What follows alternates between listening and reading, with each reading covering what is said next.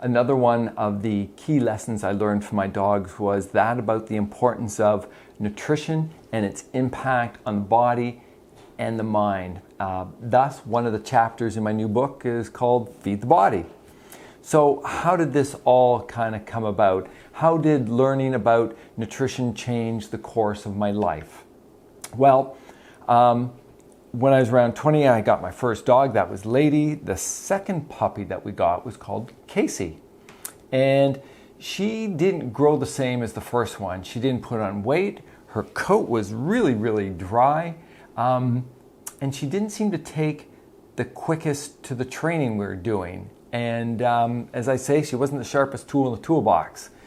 And I started experimenting. I'd go to the library, I'd get books. I started experimenting, and I'd use the word guessing here on different diets and foods. Nothing was working. She kept getting into the garbage because I guess she was always hungry and trying to put on weight. And at this point, I was also just starting to work at the animal hospital. And at the animal hospital, they had all these really cool and interesting foods, and they had a very special medical food, if you will, for intestinal issues. So we tried Casey on that food, and guess what? It absolutely incredibly changed her body. She, I can't say doubled, but her weight, she just went from skin and bones and just filled right out. Her coat got thicker, it got that nice gloss and shine to it because she's part lab and shepherd, and they usually have that nice shiny coat. And she started taking to the training better. She's a little bit older, but she definitely took to the training better. And so this discovery that we found was that Casey couldn't really absorb fats. And we know fats are so important in the brain and so on. And I thought, after this, I wonder if diet would have any impact on me. You see, when I was born, I had all kinds of blood transfusions, and I used to always cry all day, all night, and the doctor said I had,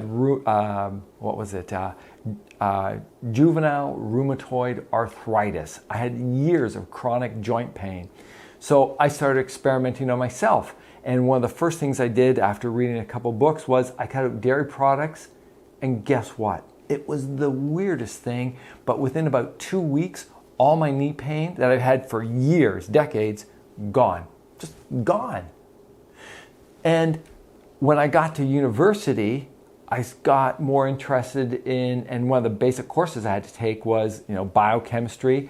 And then I started taking more biochemistry, and I even signed up for more courses. And then there's something called nutritional biochemistry, vitamins, minerals, proteins, and lipids, started taking that. And then I started learning about this thing called nutrigenomics, how food impacts the expression of our genes, and then on how food impacts the bacteria in our gut, this microbiome. And this major interest was on the impact of food and neurochemistry. And I really kind of became obsessed about this. And one of the things I kind of look back and reflect is, why would I become obsessed with food and nutrition? Well, bottom line, and sometimes you don't know why you're doing stuff, you got a little program running in the back or whatever. My father ended up being sick. He had a mental illness. And at that particular time in the late 60s and 70s, they did all the basic things: shock therapy, diabetic comas, some new drugs. The guy turned into a zombie, and basically he couldn't work. And when you don't work, you can't make any money, you can't pay your bills, and guess what?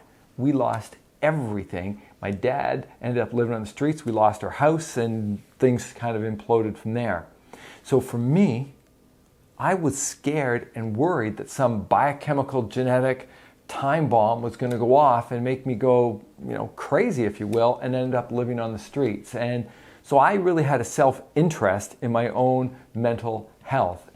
So I find it interesting that, looking back, no one could have predicted that a simple change such as having a dog with a digestive or intestinal issue would have contributed to me becoming more deeply interested in nutrition, nutritional biochemistry, and how this would put me on such a different path in my life.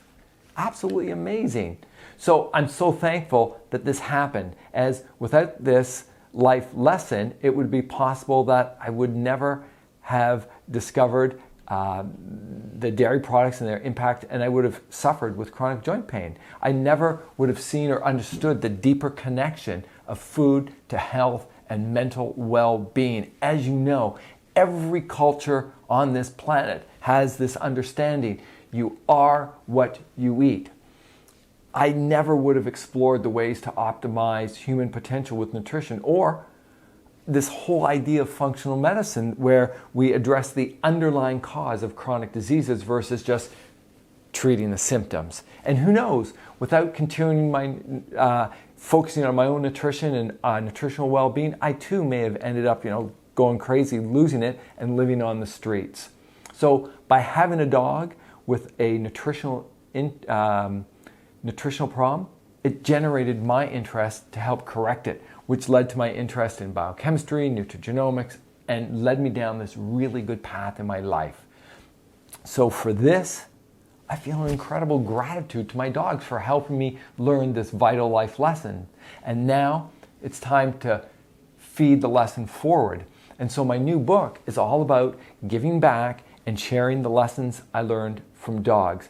And yes, I think you should read it. It's going to make you laugh, it's going to make you cry, and it's going to stir you in so many ways.